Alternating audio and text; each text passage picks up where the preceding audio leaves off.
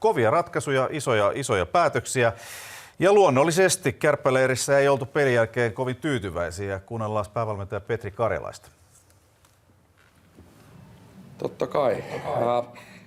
En tiedä, miten mä asettelen näitä sanoja, mutta ei ota kotijoukkueelta yhtään mitään pois. Niin kuin sanoin, erittäin kova lätkäpeli, jossa toinen teki enemmän maaleja ja ansaitsi voittonsa sitä kautta, mutta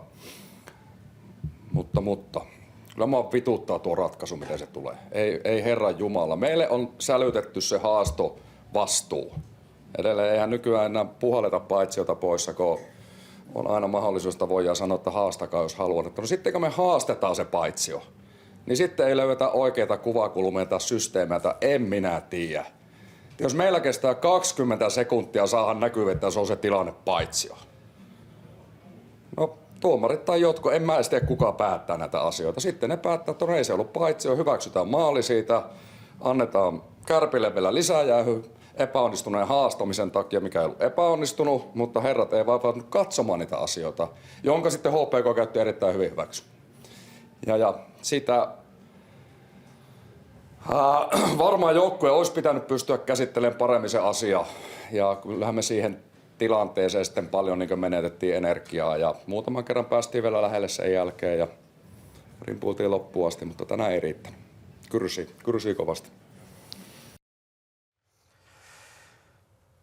Tiukkaa tekstiä, kyllähän ton turhautumisen ymmärtää tämän kuvan perusteella ja on se tietysti aika kolkko-olo siinä haastotilanteessa, kun ei näitä lähdetä ihan kevyin perustein tällaisessa tilanteessa ylipäätään haastamaan. Siellä on selkeästi kärppäleirissä ollut tästä asiasta kyllä varmuus, että tämä kannattaa haastaa ja sit käy näin, niin kuin kävi, niin on se kohtuutonta.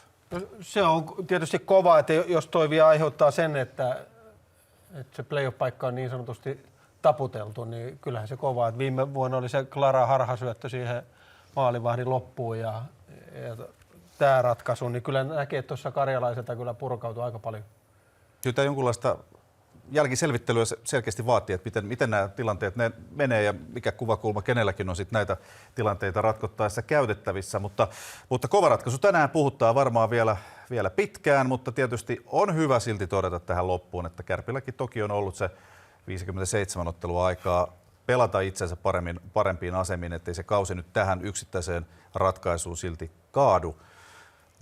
Mutta tässä hetkessä ottaa toki koville.